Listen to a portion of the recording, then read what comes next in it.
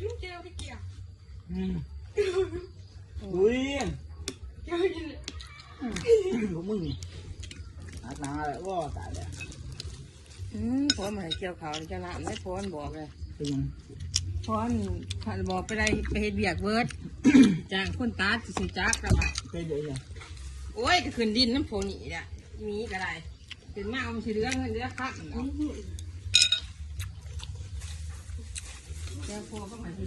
บุญนะบุญเขาสิแฉะอุ้ย เอาขนมตัวนึงไปแล้วกูใจเองกูเลย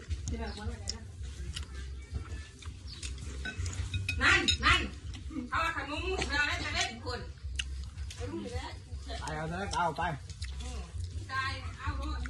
จะเล่น ไปไม่ได้เอาเอาจะเอาไปดูแม่มัน น่าได้จะเล่นเด้อว่าผมเอาใส่ปูเอง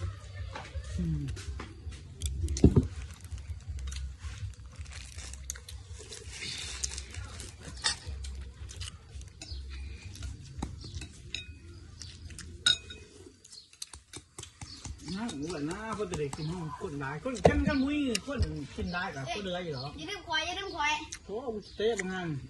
ไปเข้ามาเอา ขนมเด้อมึงเด้อ ร้านไปมาเอาวัดดู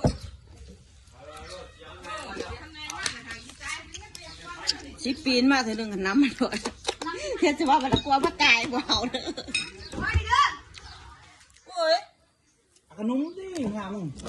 เจ้าเห็นว่าข้าคือจะเจ้าสอกอยากสิแต่เป็นกระเบื้องนี่สิกูก็อยากขายอยู่แล้วค่ะมันรู้สึกสิไปตา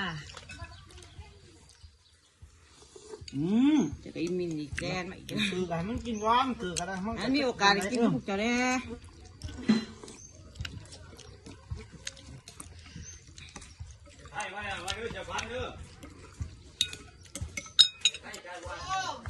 แน่มาแก้ว โอ้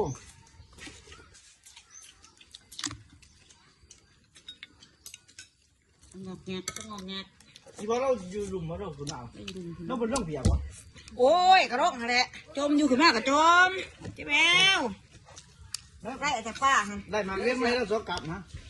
โอ้เกือบมาหอดเกือบต้มหอดเลยนี่ โอ้ยวิ่งแล้วว่าวิ่งว่า เอาบ่เดือด วิ่งเลย บ่ทิมแล้ว ทีไม่ยั้งอีเสียมันหายคารุ วิ่งเลย เขาดีแสงขาโดดมาใช่หรอ ความจริง ทำที่หาแสงที่เบื่อ จะดีนี่แซงสินะ ไหนมันปากมันต่อขาโดดแม่ โอ้มาเลยมาเลยมาอันนี้คือ